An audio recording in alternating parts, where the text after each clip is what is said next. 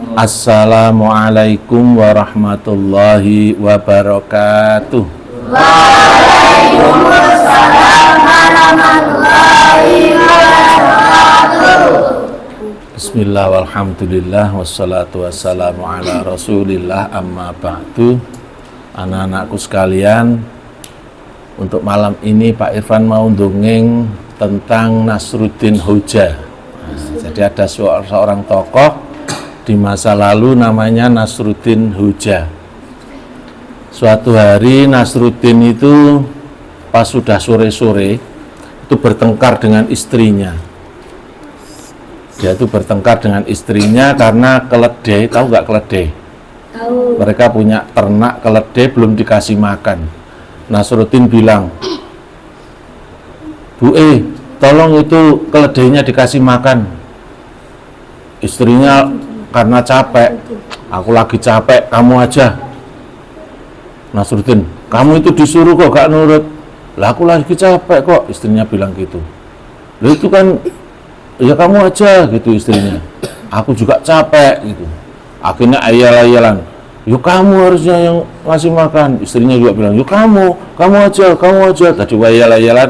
Akhirnya setelah ayal-ayalan, stop, kita nggak usah ayal-ayalan. Gini aja, kita lomba diem-dieman. Jadi lomba nggak ngomong. Siapa yang ngomong duluan berarti dia kalah dan harus ngasih makan keledai. "Oke," gitu kata istrinya. Akhirnya Nasruddin dimulai dari sekarang. 3, 2, 1, hop. Nasruddin diam. Istrinya juga diam. Jadi ada apa-apa ya diam, semuanya diam.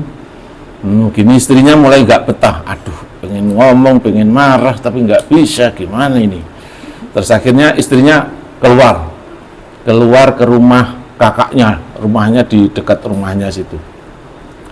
Nah, di sana baru, "Kenapa kamu kesini?" "Oh, ini sama suami sedang diem-dieman." "Oh gitu. Iya, pokoknya siapa yang ngomong duluan berarti dia kalah." "Oh, kayak gitu. Kenapa harus gitu?" "Ya nanti yang ngomong duluan dia harus ngasih makan keledai." Nah, akhirnya Nasruddin kan sampai sore, sampai malam sendirian di situ. Deweyem, lampunya nggak sempat dinyalakan. Dilalah, rumahnya kedatangan pencuri. Pencuri datang ke rumah. Wah, rumahnya kok sepi. Berarti nggak ada yang punya rumah ini.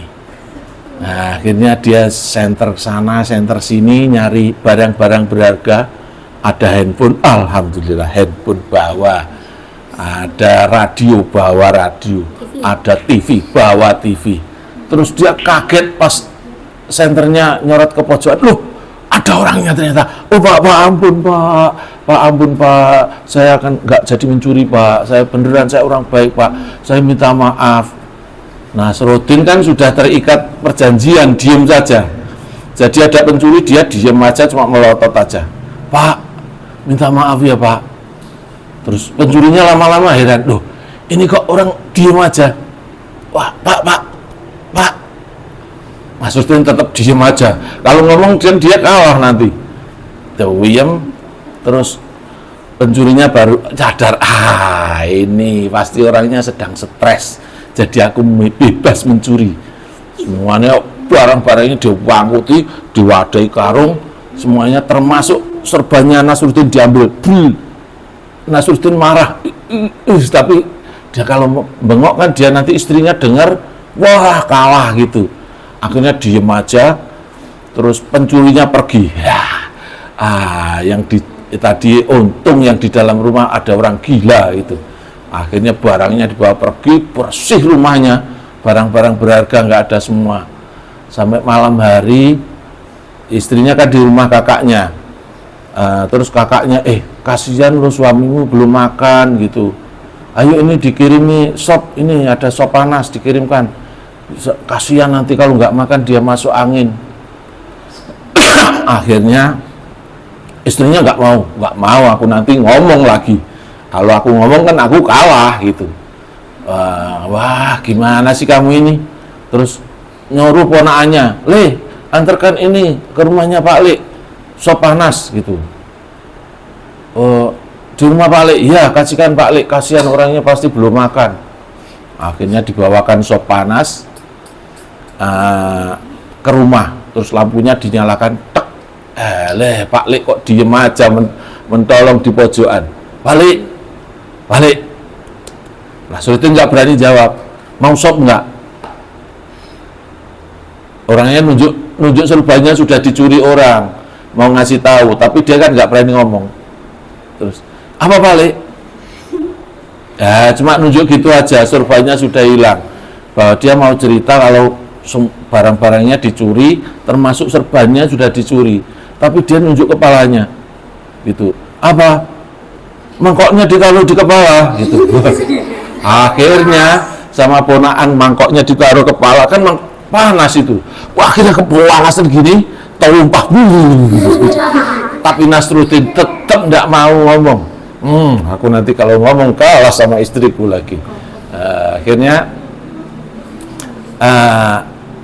sampai kepanasan gitu, ponakannya kok takutan, loh, gimana ini?